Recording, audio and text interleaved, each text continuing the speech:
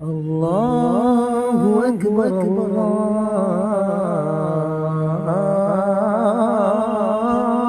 اکبر۔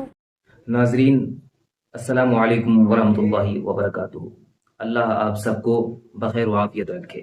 ناظرین، عہد رسالت سے قبل ویسے تو مکہ میں لوٹ مار چلتا ہی رہتا تھا، لیکن ایک بار کی بات ہے، قبیلہ بنو زبید کا ایک شخص مکہ آیا اور انہوں نے عاص بن وائل سے اپنا تجارتی مال فروخت کیا، بیچا، لیکن عاص بن وائل نے قیمت کی ادائیگی میں نہ صرف ٹال مٹول شروع کر دیا بلکہ انکار پر مصر ہو گیا اور کہا کہ ہم تمہیں قیمت نہیں دیں گے، جس کے بعد وہ اجنبی مسافر دل برداشتہ ہو گیا۔ اور ٹھیک اس وقت جب قریش کے سرکردہ افراد صحن کعبہ میں بیٹھا کرتے تھے، وہ پہاڑی پر چڑھ کر انتہائی سوزے دروں کے ساتھ آواز لگائی۔ آواز کیا لگائی؟ آواز یہ لگائی کہ ایک مظلوم شخص کی پونجی لے لی گئی ہے، اس کی مدد کی جائے۔ ایک ایسے شخص کی پونجی لی گئی ہے جو اپنے وطن اور بال بچوں سے دور ہے اور حرم کی وادی میں موجود ہے۔ اس اجنبی شخص نے اس طرح اور اس درد کے ساتھ اپنی فریاد پیش کی کہ قریش کے بااثر اور رحم دل لوگ اس سے متاثر ہوئے بغیر نہ رہ سکے۔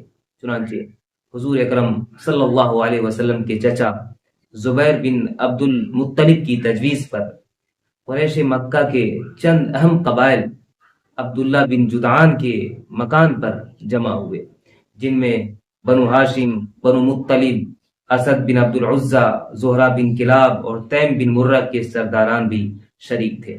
ان لوگوں نے وہاں ایک اتحادی فورم بنایا جس میں سبھوں نے متفقہ طور پر ان 4 باتوں کے لیے حلف اٹھایا۔ نمبر 1، مکہ میں ہم ہر مظلوم کی مدد کریں گے، خواہ ظلم کرنے والا مکہ کا باشندہ ہو یا کہیں اور کا رہنے والا ہو، یہاں تک کہ مظلوم کو اس کا حق مل جائے۔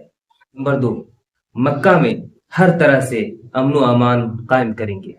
نمبر 3، مسافروں کی حفاظت کریں گے اور غریبوں کی امداد کرتے رہیں گے۔ نمبر 4، کسی ظالم و غاصب کو مکہ میں نہیں رہنے دیں گے۔ اس معاہدے کو حلف الفضول کہا جاتا ہے۔ آپ کو سن کر بے انتہا خوشی ہوگی کہ اس اتحادی فورم کے ایک اہم رکن ہم سب کے آقا حضرت محمد مصطفیٰ صلی اللہ علیہ وسلم بھی تھے۔ آپ صلی اللہ علیہ وسلم بنفس نفیس اس معاہدے میں شریک تھے۔ حیرت ہوگی کہ اس وقت آپ کی عمر محض 20 سال، اور ظاہر ہے اس وقت آپ کو نبوت بھی نہیں ملی تھی، لیکن اس معاہدے میں شرکت آپ کے لیے اتنا اہم تھا کہ اعلان نبوت کے بعد بھی اس معاہدے کو یاد فرماتے تھے۔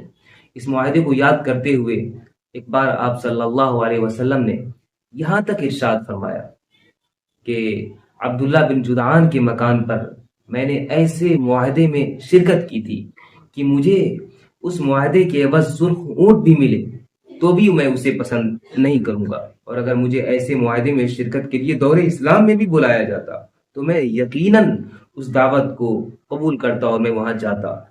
اس معاہدے کا نام حلف الفضول رکھا گیا، جس کی مختلف وجوہات سیرت نگاروں نے بیان کی ہیں، لیکن وجہ چاہے جو بھی ہو، لیکن یہ واقعہ بے انتہا اہم ہے۔ حیرت ہے کہ عام طور پر سیرت کی کتابوں میں اس واقعے کا تذکرہ سرسری طور پر کیا گیا ہے، لیکن اگر غور کیا جائے تو اس واقعے میں بے پناہ عبرتیں اور نصیحتیں، بلکہ جبر کے ماحول میں جینے کے لیے حکمتیں موجود ہیں، اور ان لوگوں کے لیے خاص طور پر یہ واقعہ اہمیت رکھتا ہے جو ایسے خطے میں آباد ہیں جہاں جبر اور ظلم کا دور دورہ ہے۔ حلف الفضول کے واقعے کو نمونہ بنا کر اس طرح کا اتحادی فورم مختلف جگہوں پر، مختلف سطحوں پر تشکیل دیا جا سکتا ہے۔ اگر یہ واقعہ آپ کو بھی بہت اہم محسوس ہو رہا ہے تو کمنٹ سیکشن میں لکھیں صلی اللہ علیہ وسلم۔ نیز اگر مناسب سمجھیں تو آپ چینل کو ضرور سبسکرائب کر دیں تاکہ ہمیں مزید اچھی باتوں کے کرنے کا حوصلہ ملے۔ والسلام علیکم ورحمۃ اللہ وبرکاتہ۔